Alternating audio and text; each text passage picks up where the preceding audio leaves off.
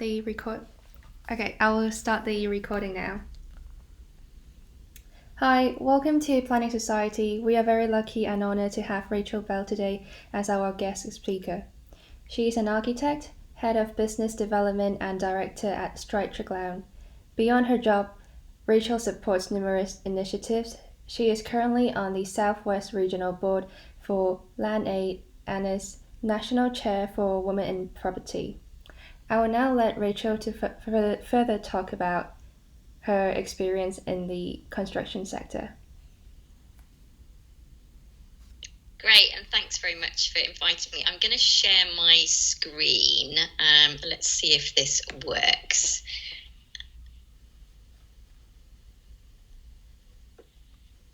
We can see it. Yeah. You can see that. Brilliant.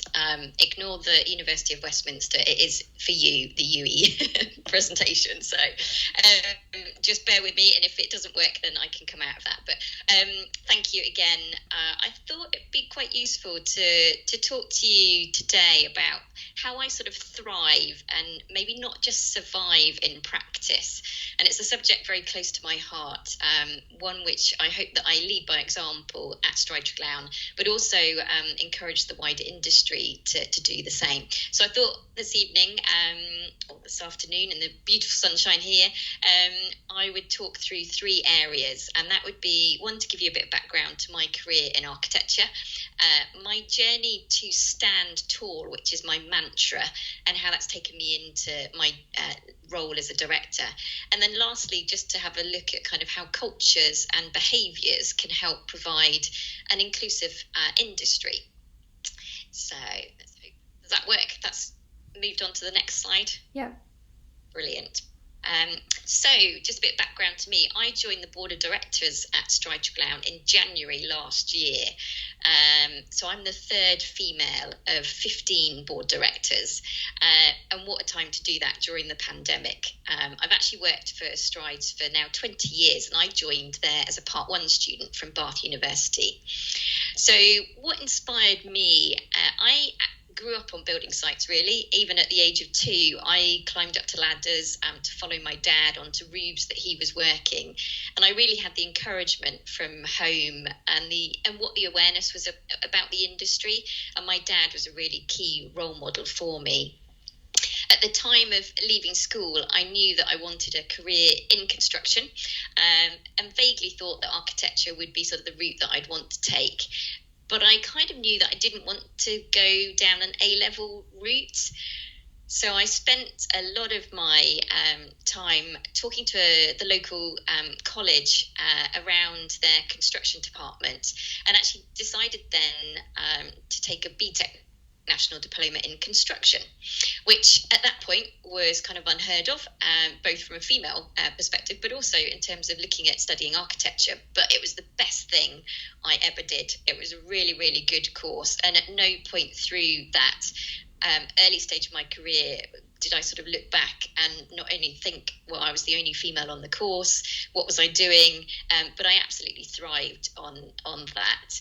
And the course was really varied and brought in lots of other aspects of professional career. So we were setting out road curves, crushing concrete cubes, doing lots of technical drawing, but it gave me lots of variety. And then I applied to 6 universities and actually got accepted into all 6. But I decided that I would work really hard to achieve the best in my BTEC. And ultimately then I chose Bath University's, with the strong links that it had with engineering at the time, and was much more seen as a technical course than, say, an art-based course. And the best thing was I even met my husband at Bath University, who is a fellow architect and is also a director at another practice in Bath. In my time at Strides, so over the last 20 years, I've worked across many sectors, and I feel this has really strengthened my career, given me lots of varied experience and projects, opportunities. And I do try and jump everything and say yes to lots of things. I believe in getting out of my comfort zone. And this was put really to the test very early on in my career. I went and worked at Heathrow as a senior architect to join the client team there. So I was seconded from Treglown to work there. But I was working with the likes of Grimshaw Architects on a £60 million refurbishment in an environment which I absolutely love, because I have a secret passion for all things transport and planes especially.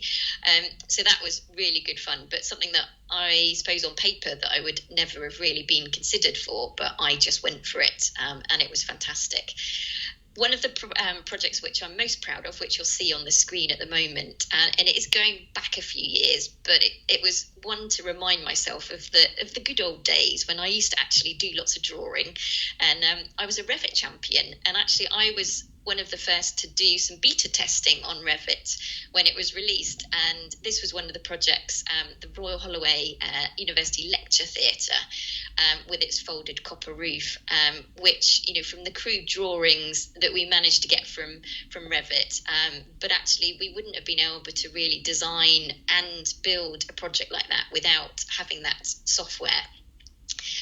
But imagine the beta testing that we did with that, and we had to detach all of the walls every time we wanted to edit the roof. So it did certainly test the system.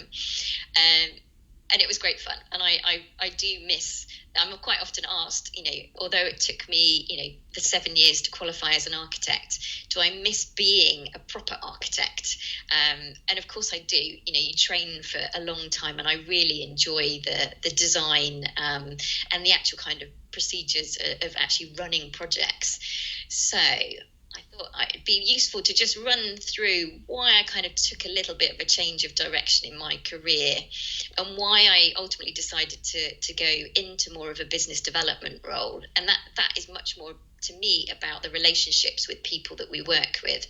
But 7 or so years ago, I'd taken to a stage where I was actually having quite a difficult work-life balance, and feeling a lot of the pressure of what project architects would ordinarily do. And I actually worked with our HR team to look through the values of what it actually meant to me in terms of the day job, but also in my personal life, and what I wanted to get out from my future.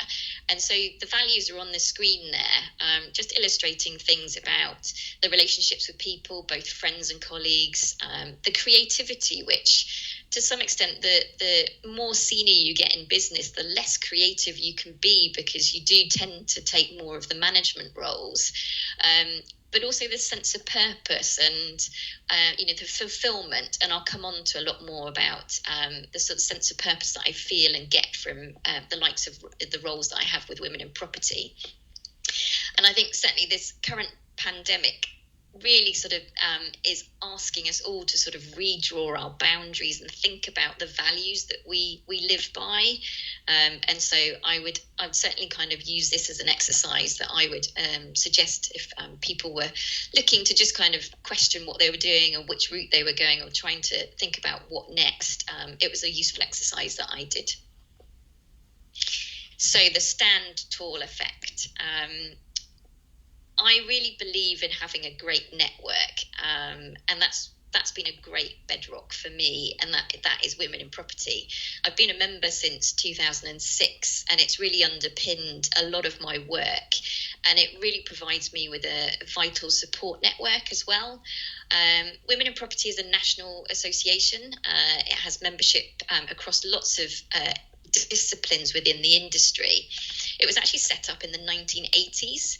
A lot of people say, is it quite a new thing because of the inclusion diversity agenda? But actually it was recognised that the females in the industry would benefit from being part of a group, being part of a network, to really create and support and expand knowledge and opportunities in the industry. And so it's still really relevant for today. I would imagine that you probably see a 50-50 split on your course between male and females, but actually as a whole industry, it's still only 15% of the industry is represented by females. So as well as networking and events and CPDs, the membership does provide like mentoring, and it's a great opportunity to connect into people across the network who can offer like one-to-one support on career development. And I've both been a mentee and a mentor, and really get a lot from each of those relationships. So for many careers, there's an importance on role models and enabling the younger generation to see really the variety of jobs, and of course what they can't see they can't be. I really am a big advocate for talking about your role, and especially when you think about gender stereotyping, it started as young as 5 to 7, and there's lots of misconceptions that the built environment or built environment industry is all about being dirty, and so through my involvement with women in property, and obviously as my day job as an architect, I've always encouraged involvement with schools, including sort of designs of eco homes with a number of schools in Bristol across the years, and do encourage everyone of all ages, of all seniority, to go out and reach out to the younger generation. And I suppose it was hard when there were the facts that I'll just illustrate, that 60% of the industry is set to retire in the next 10 years. So we all need to inspire the next generation to get them involved. And the ARB, so the Architects Registration Board, in 2019, its annual report showed that the gender split for architects under the age of 30 was exactly 50-50. But across all ages, 71% of those on the official register were still male. So there is a massive exercise really to do across. It's not going to be an instant overnight solution, but at least we're seeing that there is more and more diversity coming through from the younger ages. So although we are seeing that split, there is still a massive drop-off at the mid to senior level. And so it's through the construction industry and its reputation of the long hours culture, which I'm trying to, as a leader, encourage both male and females to talk about, that experience. And as I started off by sort of saying, how you can kind of thrive in practice and not just survive. But it's also really important that we celebrate male allies and male mentors to embrace the whole industry. So changing how we behave and treat one another, and how providing people with the ability of knowing how to react when confronted with really challenging scenarios. And I believe that we all have to be aware and change our behaviours to ensure we're attracting and retaining a diverse workforce. I'm not sure that there is, if you're aware, but the recent Bridge report interviewed 12 leading real estate firms as part of their findings. Even the firms which describe themselves as friendly, employees describing that they had to fit in, and that they actually had to change their accents or change the way that they behaved in order to sort of fit a certain mould. And I would really challenge back on that. I do believe trying to find a place of work that you can be yourself, that you can really, not feel as though you have to be a certain person in work and then a person in your own personal time. So I'm really grateful that I've never felt that I've had to really change how I fit in. I'm often asked, as a female, do you need to demonstrate sort of more male behaviours? But I would really encourage, as I just said, to people to be themselves. And actually, as females, we can bring lots of attributes to the industry, and we don't need more of what we already have. So, just moving on to that slide. I have just stepped up into my next challenge as National Chair for Women in Property, and I've actually chosen a word this year rather than setting lots of New Year's resolutions, and that word is courage. And that's to work alongside my mantra of stand tall. The Stand Tall mantra was actually created during my regional chair year in 2017-2018 and reflected a number of elements of supporting people in the industry, whether it's students, new graduates, people mid-career, or even directors. And you won't realise, obviously seeing me on screen here, that I'm only 5 foot tall, another benefit of teams. But I encourage everyone to think big, get out of their comfort zone and really go for it. And in order for people to do that, they have to lead in a way, and more diversity is needed to be represented at panel debates, speakers at conferences. And I can say that I haven't necessarily enjoyed it. I've had a lot of fear, but actually a little bit of fear is quite good for you. So yeah, step outside of your comfort zone.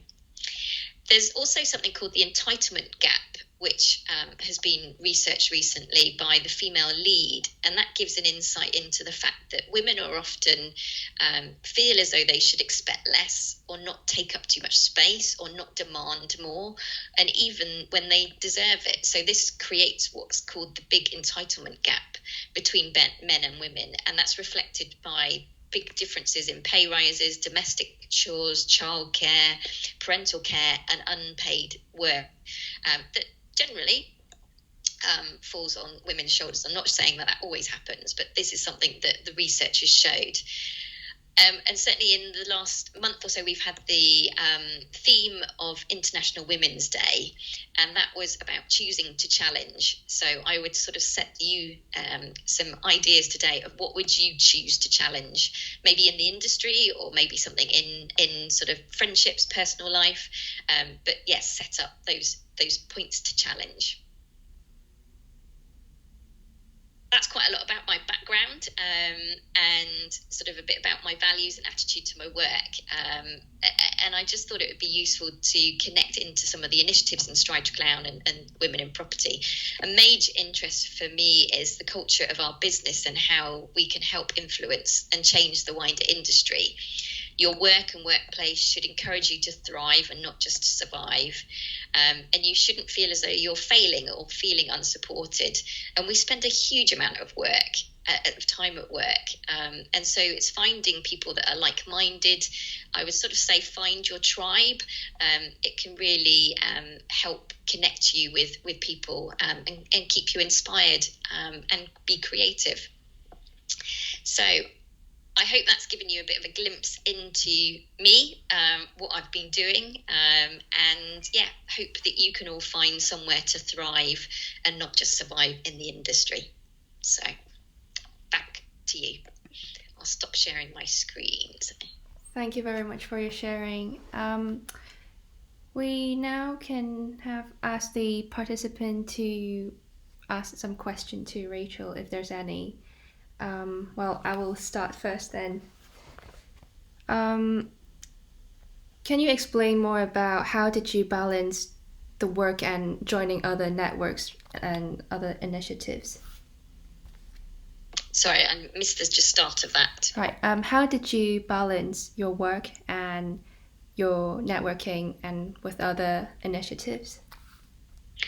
Yeah, it's a question that I'm often asked, and lots of people will see people out at events and obviously have the demands of project work and being demanded in all other aspects. And I think even more so at the moment when we're in this current situation where there's lots of pressures on all of our time.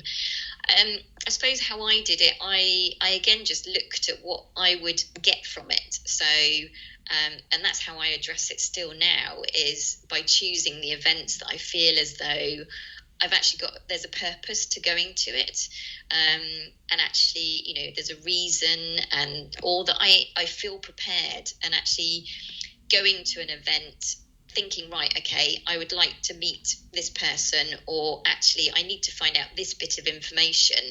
So you're not just turning up for the sake of turning up, and therefore you've done your homework. You're prepared, you've got your elevator pitch, what you're going to say, what you're trying to find out, and I think it's probably having all of that. So as someone new to networking, new to kind of broaching into that world, I would still have that in the back of your mind. Why are you doing it? Is it a value? What are you trying to get out of it? And so that will help balance the kind of the difficulties when you've got deadlines, and you're being pulled in lots of different directions. It's just making sure that you're focusing on the things that are going to give you the most out of your time and effort, because yeah, it's limited. We all have kind of limited energy, limited time. So yeah, just try and make the most out of it, and be present, really. If you're trying to take on too much, you're always going to be thinking, oh, if only I was doing this or doing that. So really focus on what you're doing at that point in time. It goes for these kind of calls and trying to multitask, or I'm sure, you're all juggling lots of different project work and picking up calls or dialing into a webinar as you're doing bits and pieces.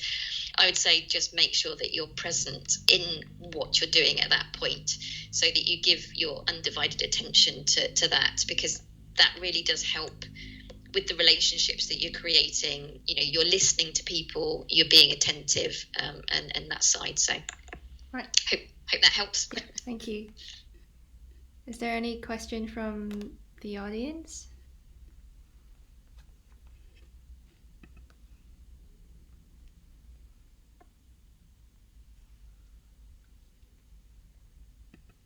Well, I've got another question. I mean, a few more, but yeah, you guys can think about it and I will start another one. Can we have a little insight of your day-to-day work?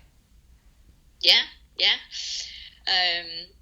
Pretty frenetic, but actually I would say that the change of how I work at the moment is obviously very, very different. A typical day in sort of COVID lockdown at the moment is that I would always go for a walk in the morning. So my morning commute is now a half an hour, 45-minute walk plugged into a podcast. And so I've been listening to some really good podcasts, and it's a newfound interest of mine. And walking has always been a really good pastime anyway, but sort of combining that. So I'm ready to sit at my desk at whatever time that may be. And actually this point, I'm back-to-back calls with kind of project managers, other consultants, other offices of Treglown to kind of connect into them, other sectors. So I'm helping people essentially think about strategy, where we're going to win work from. So I'm sat within the winning work team, which comprises marketing, business development and events. And so we are helping to think about, what are our clients looking for? What do other consultants that we want to work with, what are they talking about? And so things like our new B Corp certification that we've just registered with, what does that actually give clients? So we will look at developing a strategy for that. So I might be kind of heading in for a meeting on that. I work with our inclusion diversity group, so I have various meetings on that. I head up social value as well. So there's all these different bits. So through a day or through a week, I'm jumping from thing to thing, which is very different from when you're on a project and you've got kind of a solid task that you need to do. But that's what I really enjoy. I enjoy meeting people. I enjoy sort of talking to people about opportunities, doing some research, so finding out where sort of funding's coming from, the frameworks that we sit on, making sure that we're making the most of those. So, every day is very different, but it's also, those very early opportunities and trying to find out from people how we can ultimately get appointed onto those projects. The other side, which I'm picking up at the moment as well, is what our clients think of us. And so finding out and doing some research on just feedback on how we've performed, and that to us is really important. So the client feedback and those relationships, because of course we want to do more work with people that we enjoy working with. So by actually delivering a good project and having a good relationship, will hopefully bring more work in. So wow, thank you. It does sound very like getting different kind of jobs from everywhere. Very colourful, I say, your life. Yes, we've got a question. All the hands are coming up now, so good. Hiya. So I have a question. So I'm still a second year student, But I'm already kind of like thinking of summer internships and, getting into industry, something that we're always kind of thinking about, even though, we're not really that close to graduating. But I guess the question that I have is, as women in the workplace or getting into the workplace, what should be kind of the guidelines for ourselves that we should look for in a company so that we know that we're getting into a good place? Like, is there any kind of signs that we can look for in a company that, kind of tell what we're getting into? Yeah, it's an interesting question. And actually it came up when I was talking to some University of Westminster students the other day. I would hope that any company is good for both male and females. And so a lot of the extra kind of benefits and the culture of businesses should really suit everyone. I think from a female specific, I would just look at the company structure, really. But this is something that is really difficult to show because, as the facts and figures demonstrate, there is still a large deficit, I suppose, in the senior management where females still haven't reached those points because of kind of work-life balance with lack of support maybe during parental leave or anything like that. But there are a number of businesses out there now supporting that, and I would just look generally at, say, things on their website, their initiatives, the extra kind of health and well-being things that they kind of put forward, a lot of the initiatives around sort of social value, just how they feel as a business in terms of where they're supporting the wider communities, and actually just what's the culture like in the business. So I'm sure you'll be aware that we've been doing part of our Life at Strides podcasts, and just trying to illustrate, what people think about their job and actually to talk about their day-to-day roles and what they've been doing. And we felt that was quite it'd be useful to get feedback. We thought it was useful for people to hear. So from like a planner one day to, project architect to a building surveyor and people actually at all levels, because there's no point just looking at the directors or the senior staff. It's about people that you're going to be working alongside. And again, work experience is just getting into studios as and when you can. We're talking at the moment about how we do that over the summer still, obviously in sort of that hybrid model. But yeah, I think hopefully that answers some of the question. But I would say much about the culture of the business, but it's as relevant for both male and females. So, okay, thank you very much.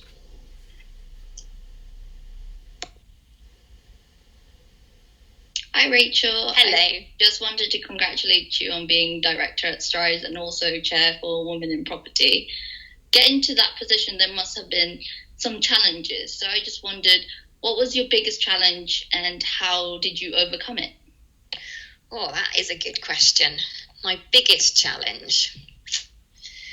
I suppose actually for me, it was that step away from being a project architect. It was realising that, and it comes into the first question about sort of how you balance, extracurricular sort of, your extra things outside of your day job. And actually I kind of knew that by sort of saying yes to something else, it was going to give me something than, the training that I'd built up for the years of this goal to becoming a qualified architect and the sort of light that you follow and that whole sort of program, to actually then realizing, well, maybe there's more to this, and that there is something else to do. And I talk to a lot of school children about sort of a scramble net, and the fact that I suppose architecture is very much a climb up the ladder. You can see the kind of part 1, part 2, part 3, but actually sometimes it does mean that you can kind of take a bit of a sideways step to do something else, and that might take you somewhere else. And actually, to look at careers as just opportunities. And so that was a really big challenge for me, both mentally and just kind of also the perception of people around me that had seen me qualify and that, I was doing good. I hope people thought I was a good architect. Why would I want to kind of move away from that? And it wasn't because I didn't enjoy it. It was just that I felt as though there was something else that at that point in time was a good opportunity to go and see something else. So I still think back, was it the right move? But, I've got to where I've got to. And actually, who says that something else might not come along in a few years' time and I'll change a slightly different tact there. I mean, there's, discussions about this client feedback piece, and that isn't necessarily business development, but it's about the relationships. But there's always kind of things changing in the industry. And I think for me, it was being adaptive. It was kind of being sort of open to lots of ideas. I mentioned I moved from sector to sector quite a lot. And actually that for me was the variety. But I was lucky in the business, in Strides, that you can move from sector to sector. But colleagues of mine that have been there for the same amount of time have been very specialist in, say, like the education sector. That's been good for them. But for me, it was the variety and just opportunities to do something slightly different. So,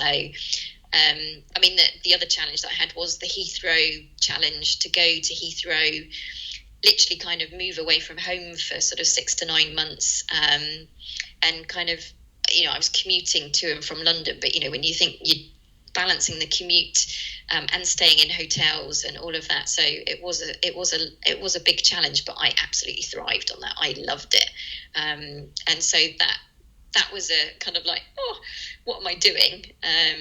But just to go and have a go. Who knows? I mean, that sense of failure or sense of kind of fear, but what harm's going to come from it, really?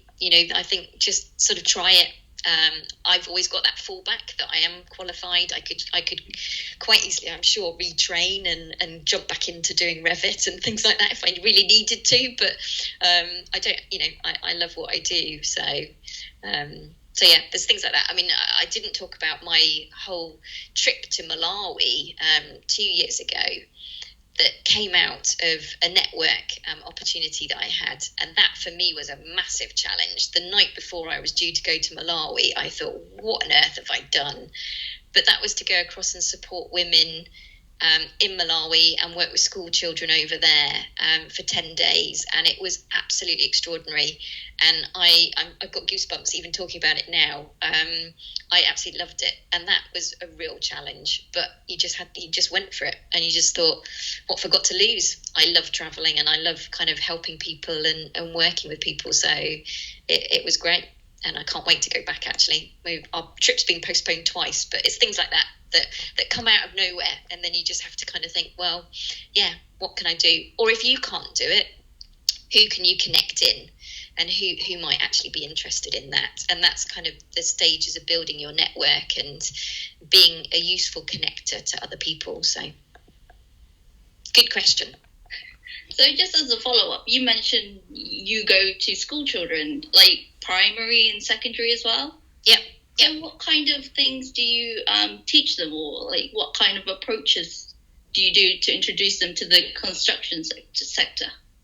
We do lots of things. So I could give you the examples that I did in Malawi, which we couldn't take out our normal sort of jelly babies and straws and things. So I took out loads of blue tack and small sort of sticks. So we had to build the tallest structure. And when you think there that they are in quite sort of small, simple buildings, but their cities are well developed and they have big pylons and things. So they kind of know the sort of structures, but illustrating to them about how you might go about building something like that, and the thought about using triangles as a structure. And so that was brilliant. And the other exercise that we did with them was making paper aeroplanes, but not just kind of, a standard paper aeroplane, then thinking about weighting a paper aeroplane and how does that affect its flight. And so just thinking about the engineering and the kind of dynamics of that. So that's kind of a couple of exercises that we use. And I've used in some primary schools here just some kind of marshmallows and sticks and things just to kind of build structures, but it also teaches them teamwork.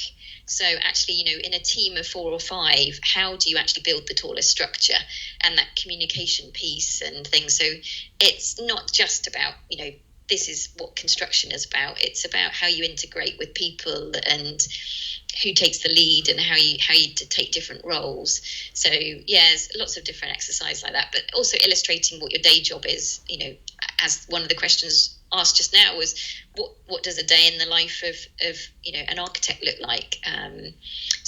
We take in as many people as possible across all the disciplines: architects, project managers, QSs, site managers, etc., just so that they can see the people, see what they do. So you seem to have a lot of time in your hands.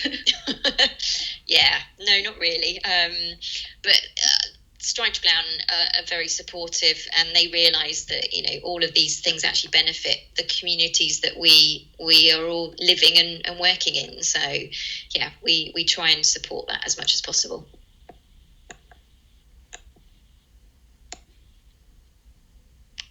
Great questions.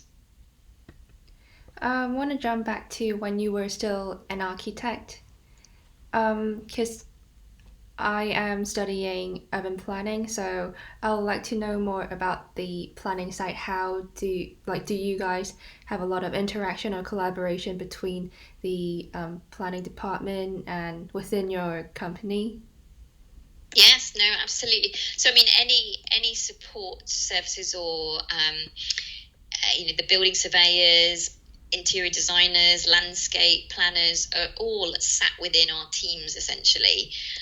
It was a move that we changed over the years because they were sat in their own room, but actually they're part of the project team, and it works really well. So we've tried to actually now ensure that we have people in each of the offices with those skills. So we have planners now in a number of other offices, so they're not just Bristol based. We have planners in Winchester and Cardiff, etc. And so they know the local environments, they know the local authorities. But more importantly, that if you're sat in the office or on a Teams chat that you've got Catherine the planner, you can kind of tap in and say, right, I've got this client, we've got this project, what's your thoughts on that? And so it's great being able to just either turn to someone and say, what's your experience? What do you know? How can you help? So they're very much integrated into kind of the studios and each of the teams. So, yeah. Thank you. And is there other question to ask from you guys? Well, can I slightly jump over to for the question for graduates who's looking for jobs, and what attributes are most attractive in a candidate for your company you're working in? I would always look at them, not just the kind of criteria of all the academic elements, as much that is critical, and someone who is capable and skills based, but actually them as a person, actually how approachable are they? Something simple like a handshake when we're actually in person, but it's little things like that just kind of what are they interested outside of sort of the day-to-day role. Are they doing any work with kind of charities? Not to say that is a preference, but just what interest do they have.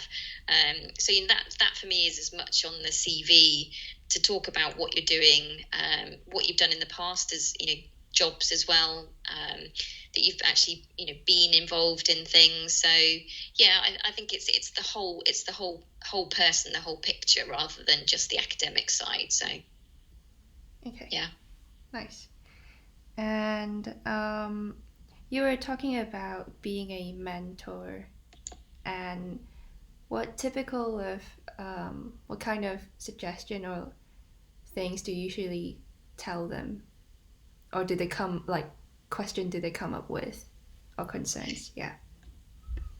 I mean, it's so mentoring. There's lots and lots of discussions about sort of coaching and mentoring, but I would say it's as much trying to help illustrate sort of your experience, how you've kind of approached things.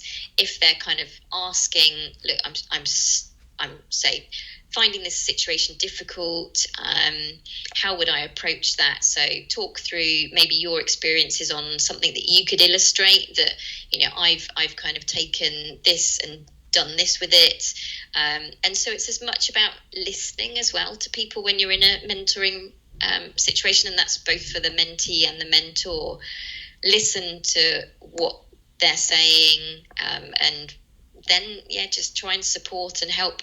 And I think that goes back to what I was saying just now about sort of connecting them to other people that might be going through something similar, and actually they don't know that because they either don't know the person, but also they've never really sort of talked about that situation. So I think it's good to talk. It's good to kind of just try and share experiences.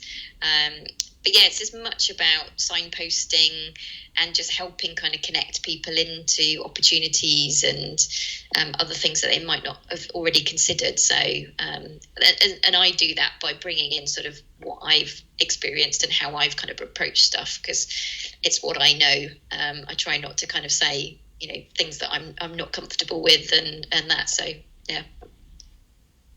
Thank you.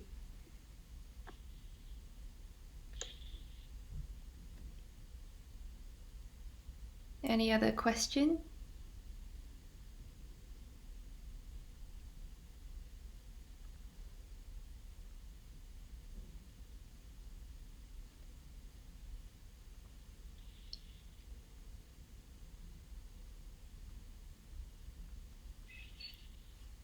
Well, is there any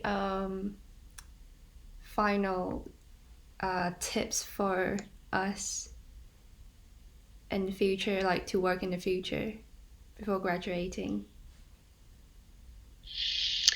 Yeah, it's a good one. I would do as much research as you can.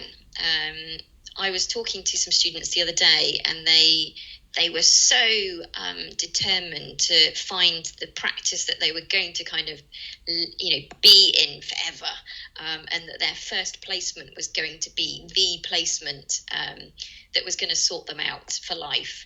And I just thought that's quite difficult to do. I actually had 2 or 3 placements before going to Treglown, and again, that was the variety and just seeing what I was most comfortable with. So I would say go open-eyed, go open-minded, look at lots of opportunities, but do your research, know kind of what you're actually really kind of looking for, and just try lots of things. Just keep open-minded, keep active, and just challenge yourself. I suppose that would be my main message. Face the fears and step out your comfort zone, and just try something new. Okay, thank you. We will take your tips for that, definitely. And if there's no other question, thank you, Rachel, again for coming to our meeting. I've definitely get a lot more positive tips from you and gain more courage. And I hope Excellent. You guys did as well. Thank you for coming. No, thank you for the invite, and always connect in with me on LinkedIn, or if anyone's got any questions, then you know how to get hold of me. So thank you again, Rachel. No problem. Thanks for all your great questions. So thank you very much.